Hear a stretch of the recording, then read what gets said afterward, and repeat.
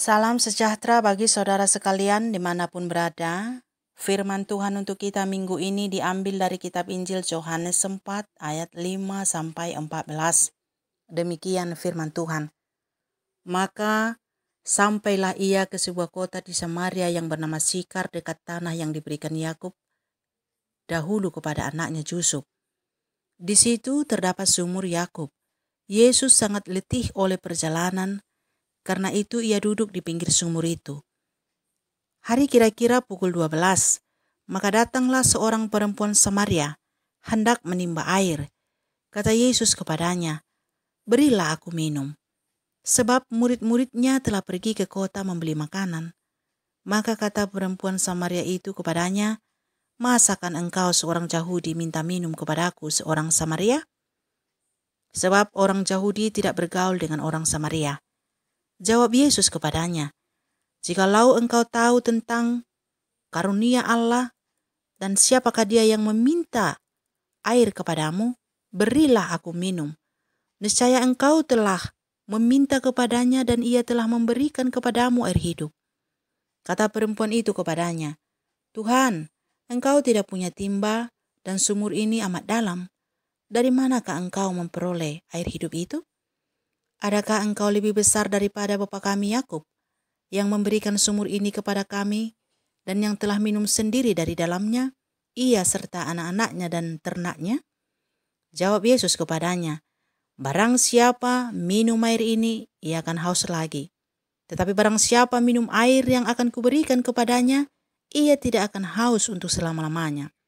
Sebaliknya, air yang akan kuberikan kepadanya akan menjadi mata air di dalam dirinya, yang terus-menerus memancar sampai kepada hidup yang kekal."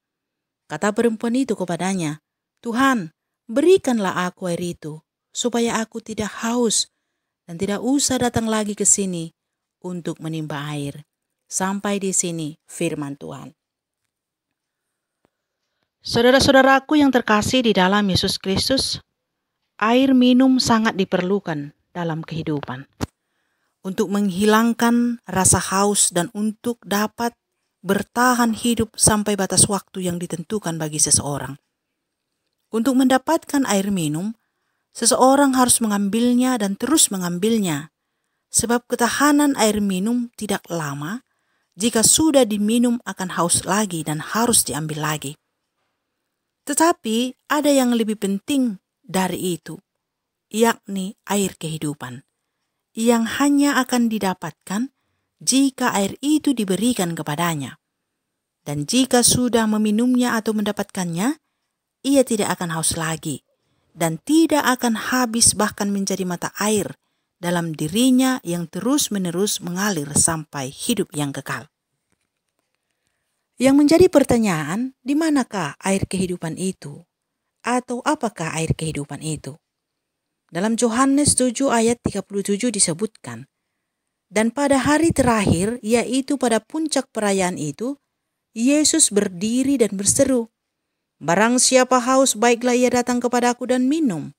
Barang siapa percaya kepadaku seperti yang dikatakan oleh kitab suci, dari dalam hatinya akan mengalir aliran-aliran air hidup.'"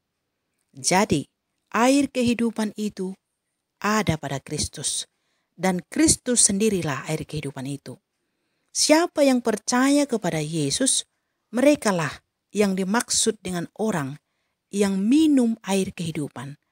Orang yang sudah meminum air kehidupan, pertimbangan dan tindak tanduknya akan digerakkan oleh perkataan-perkataan Yesus yang penuh kasih, yang terus mengalir dalam hatinya sampai kepada hidup yang kekal. Berbeda dengan perempuan Samaria yang bertemu dengan Yesus di sebuah sumur. Ketika Yesus meminta air minum, ia tidak memberinya. Ia justru memberi pertimbangan dan pernyataan yang sesungguhnya tidak memberi kelegaan pada Yesus, yang pada saat itu ingin minum karena sudah letih berjalan. Perempuan ini berkata kepada Yesus, "Engkau orang Yahudi, masakan minta air kepadaku, orang Samaria?" Perempuan ini lebih memilih mempertahankan ketetapan atau sejarah nenek moyangnya di masa lalu dan ingin terus mempertahankan dan mempersoalkannya dengan membiarkan Yesus tidak diberi minum olehnya, padahal sesungguhnya ia bisa memberinya. Ini semua terjadi karena perempuan ini hanya minum air sumur. Air yang diminumnya hanya berguna untuk tubuhnya, tetapi bukan untuk jiwanya. Itulah sebabnya Yesus memberikan kepadanya tentang air kehidupan, supaya perempuan itu mendapatkannya, dengan begitu ia akan hidup untuk selamanya dalam kehidupan yang kekal. Sebab jika ia hanya berkonsentrasi tentang air minum, maka jiwanya akan lenyap bersama tubuhnya yang fana. Inilah yang dikerjakan Tuhan Allah di dalam Yesus Kristus, supaya setiap orang mendapatkan hidup yang kekal dengan memberinya air kehidupan. Sekalipun pada akhirnya tubuh akan binasa, tapi jiwa akan terus hidup, karena di sana ada aliran-aliran air hidup yang bertahan sampai hidup yang kekal. Kasih karunia ini bukan hanya diberikan kepada Yahudi dan Samaria, tetapi kepada kita juga kasih karunia ini disampaikan supaya kita juga beroleh hidup yang kekal. Persoalannya, maukah kita meminta air kehidupan itu dan meminumnya dengan percaya kepada perkataan-perkataan Yesus? Atau lebih memilih untuk percaya kepada catatan sejarah nenek moyang atau perkataan-perkataan para filsuf, tokoh-tokoh dunia yang terkenal, atau perkataan-perkataan manusia belaka yang kedengarannya menarik, atau yang kedengarannya bisa memberi semangat karena disampaikan dengan rasa percaya diri dan suara yang keras dan berteriak-teriak, yang menjanjikan keberhasilan dan kesuksesan meraih pemenuhan kebutuhan hidup, yang memberi semangat supaya bangkit dari kegagalan dan terus maju sampai cita-cita itu tercapai? Jika ya, saudara sama dengan perempuan Samaria ini. Sekalipun ia sudah berbincang dengan Yesus dan Yesus berbicara tentang air kehidupan, tetap saja arah pemikirannya tertuju kepada air sumur itu yang diperlukannya untuk kelangsungan hidupnya yang fana. Ketika Yesus menawarkan air kehidupan kepadanya, perempuan itu berkata, "Tuhan, Engkau tidak punya timba dan sumur ini amat dalam. Dari manakah Engkau memperoleh air hidup itu? Adakah Engkau lebih besar dari bapa kami Yakub yang memberikan sumur ini kepada kami?" Jawab Yesus kepadanya, "Barang siapa minum air ini ia akan haus lagi. Tetapi barang siapa minum air yang akan kuberikan kepadanya, ia tidak akan haus untuk selama-lamanya.